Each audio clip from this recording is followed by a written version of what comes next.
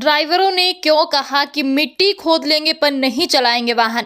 क्यों वाहन चालक कर रहे हड़ताल? दूसरे दिन भी थमे रहे पहिए, 5 किलोमीटर तक लगी वाहनों की कतार। रीवा नए कानून के विरोध में देश भर के वाहन चालक हड़ताल पर हैं। इसी कड़ी में रीवा में भी ट्रक, बस, ऑटो सहित अन्य वाहन के चालक हड़ताल पर चले गए हैं। वाहन चालकों का कहना है कि मिट्टी खोद लेंगे लेकिन वाहन नहीं चलाएंगे। सरकार पहले काला कानून वापस ले, उसके बाद ही हड़ताल खत्म होगी। दरअसल सरकार ने नया कानून बनाया है जिसमें एक्सीडेंट होने और दुर्घटना के बाद वाहन सहित चालक के भाग जाने की स्थिति पर वाहन चालक को 7 साल की सजा व 10 लाख के जुर्माने की सजा का प्रावधान बनाया है। इस कानून के बनने के बाद सभी ट्रक, बस, ऑटो सहित अन्य वाहन चालक हड़ताल पर चले गए हैं।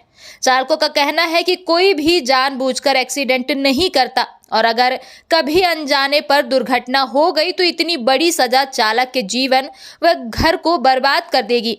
उन्होंने कहा कि मानवता के आधार पर दुर्घटना के दौरान अगर घायल व्यक्ति की मदद करने रुको तो लोग ड्राइवर को ही पीट कर अधमरा कर देते हैं।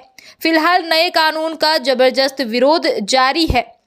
हड़ताल के कारण पेट्रोल पंपों में पेट्रोल डीजल की सप्लाई बंद हो गई है, जिस कारण जिले के ज्यादा से ज्यादा पेट्रोल पंप बंद हैं और जहां तेल मिल रहा वहां लंबी लंबी कतारें लगी हैं। इसके साथ ही सब्जियों के भाव भी बढ़ने लगे हैं और जल्द ही हड़ताल समाप्त नहीं हुई तो आने वाले दिनों में महंगाई की मार से आम जनता बच नहीं पाएगी। गया है, बताइए आपकी मांगे क्या है? ये जो अभी नया कानून भारत सरकार ने परिवहन विभाग बनाया है कि गाड़ी ड्राइवर के ऊपर 10 लाख रुपए का जुर्माना और 7 साल की जेल, इसमें हम लोग इसके विरोध में जो 7 लाख रुपए का जुर्माना और 10 लाख रुपए 10 साल की जेल, ये मेरे ड्राइवर भाइयों के पास अगर इतना पैसा होता तो वो हमारे यहाँ ड्राइवरी करने ना आते।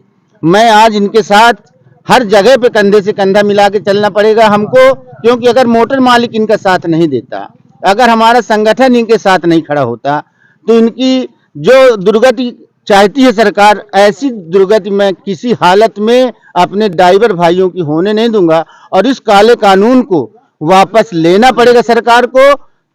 मैं आप लोगों के माध्यम से, आप लोगों के चैनल के माध्यम से यहाँ से दिल्ली तक अपने ड्राइवर भाइयों की आवाज को बुलंद करूंगा कि आप लोग अपने शिष्टाचार में लगे रहिए, किसी का विरोध मत करिए।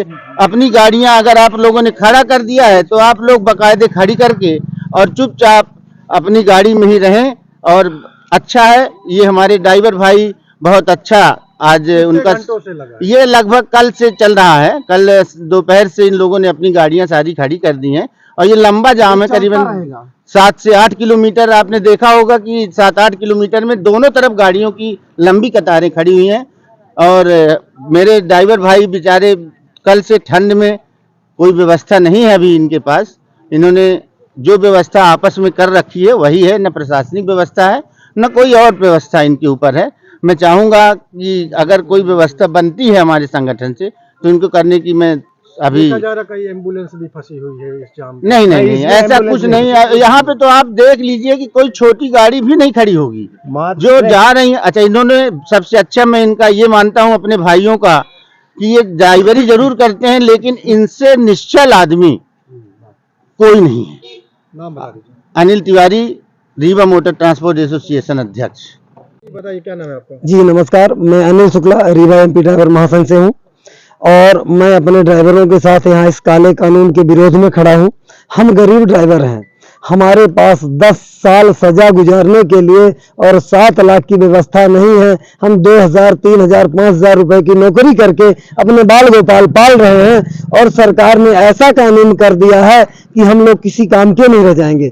10 साल की सजा होना यानी मर जाना, मर जाने पर भी घर वाले साल 2 साल में भूल जाते हैं, पर सरकार ने अगर 10 साल की सजा कर दी तो हम किसी काम के नहीं रह जाएंगे। इसलिए हम सब ड्राइवर भाई अपनी स्वेच्छानुसार स्टीयरिंग डाउन आंदोलन चालू किए हैं।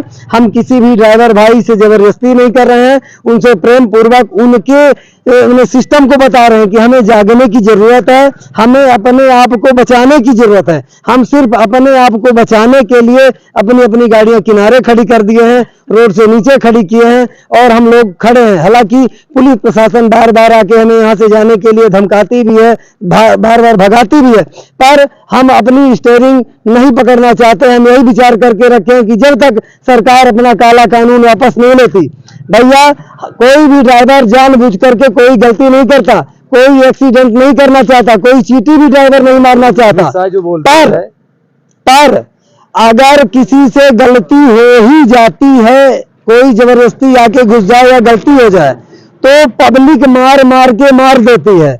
उसमें हमारी सरकार हमारे लिए क्या कर रखी है? हमारी सरकार हमें क्या देगी? हमारे बाल गोपाल तो रोड में आ जाएंगे ना।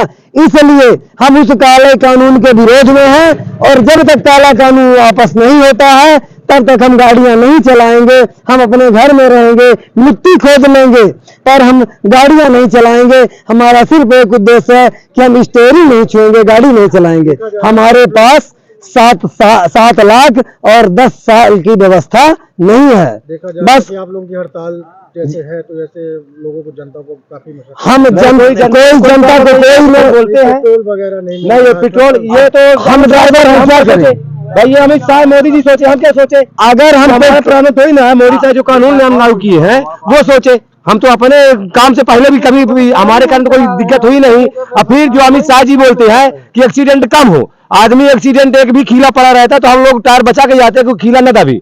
ये गलत बात है। इसमें गाड़ी चला ही रहे थे, गाड़ी हम लोग परमानेंट चलाते, अभी भी चलाते, कभी हम लोग के कारण किसी कुछ हुआ नहीं। लेकिन अमित शाह जी बोलते हैं, अच्छी बात है, होना भी चाहिए। लेकिन जो नियम कानून लागू किए हैं ये तो ठीक है, इसको वापस ले ले। इसके बाद ड्राइवर की ड्यूटी फिक्स करे और वेतन फिक्स करे, इसके बाद भी कुछ होगा, इसके पहले कुछ नहीं। वापस नहीं होगा तो क्या होगा? नियम कानून वापस नहीं तो यही होगा जो हो रहा है, जो सामने दिख रहा है वही होगा। ये नियम कानून वापस नहीं लेंगे, इसके बाद नियम नहीं लागू करेंगे ड्राइवरों को, प्रति तनख्वाह प्लस खुराकी प्लस ड्यूटी, तो इसी तरह चक्का जाम रहेगा, अनिश्चितकालीन जाम रहेगा। इसमें कोई दिक्कत नहीं है। बाकी रही 4 व्हीलर एम्बुलेंस, हम लोग सब गाड़ी साइड में लगवाए हैं, एक भी गाड़ी रोड में नहीं है। 4 व्हीलर जाती, बाइक जाती है, हमारे बड़ी गाड़ी है वहाँ, वो बस खड़े हैं। ये तो बोला कि एम्बुलेंस करिए, आप कहीं भी मीडिया में अभी सर्वे करके आए, दिखा दीजिए कहीं एम्बुलेंस खड़ी है, तो हम लोग उसकी गलती के लिए क्षमा है। हम कोई भी गाड़ियां नहीं रोक रहे हैं, हमारे ड्राइवर स्वेच्छा से अपनी मर्जी से खड़े हैं। अब कोई अगर एम्बुलेंस भी अपनी मर्जी से खड़ा हो जाए तो हम उसको कुछ नहीं कह सकते। हम सबसे निवेदन किए हैं कि एक ही नियम है, चाहे मोटरसाइकिल हो, ऑटो हो, जीप हो, ट्रक हो, बस हो, सबके लिए एक नियम है। तो हम सब ड्राइवर ही तो चला रहे हैं ना, और हम सब ड्राइवरों के लिए ही तो नियम है ना। इसलिए हम सभी ड्राइवर स्टीयरिंग छोड़ो आंदोलन किए हैं। कल हमने कलेक्टर के यहाँ दरखास्त दे दी है। 3 तारीख तक अगर वहां से कोई सुझाव नहीं आता है, कानून बदलने का सिस्टम नहीं बनता है, तो हम लोग पूर्णतः बाइक भी बंद कर देंगे। हम बाइक भी नहीं चलाएंगे रोड में, हम लोग पूर्णतः स्टीयरिंग डाउन कर देंगे और लॉकडाउन से भी ज्यादा अव्यवस्था फैल जाएगी। हम पर्सनल नहीं, हर कोई, हमारे देश में 95% लोग ड्राइवर हैं और अमित शाह जी ने गलत समय में गलत निर्णय ले लिया है। इसलिए कि हम अभी तक उनके साथ में थे, पर इस तरह के निर्णय में हमारे बाल गोपाल क्या करेंगे? हम कहाँ जाएंगे? क्या करेंगे? हम तो उनके सहारे, हमारे लिए यही अच्छे दिन है क्या?